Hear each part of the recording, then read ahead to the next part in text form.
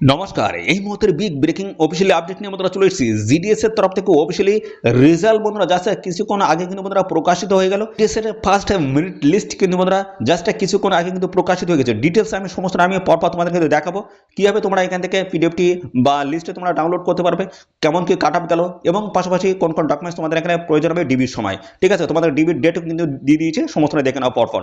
তোমাদের এদের official site তোমাদের কিন্তু চলে আসবে indianpost.gov.in জিডিএস অনলাইন বন্ধুরা এঙ্গেজমেন্ট, এই অফিসিয়াল পোর্টালে তোমাদের কিন্তু চলে আসতে হবে। তারপর দেখো স্ক্রল করলে দেখো বাম দিকে এখানে তোমার রয়েছে shortlisted candidates schedule on January 2026। এর উপরে তোমাদের ক্লিক করলে একাধিক সার্কেল কিন্তু এখানে শো করবে।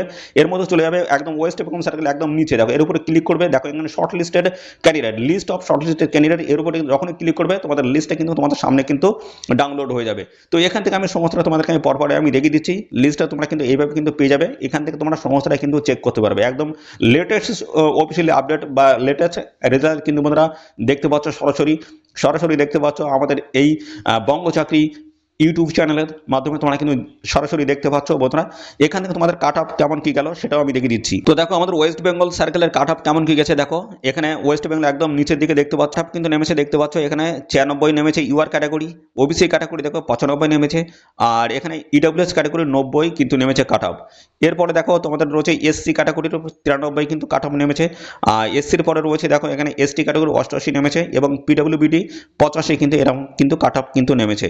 তো এই ডিবির সময় তোমাদের কোন কোন ডকুমেন্টসগুলো প্রয়োজন হবে সেগুলো একটু দেখে নাও।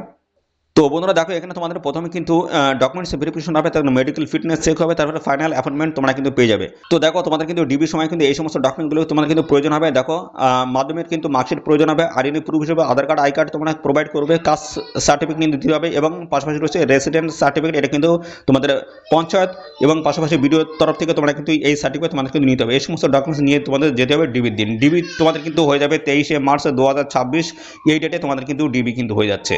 ওকে।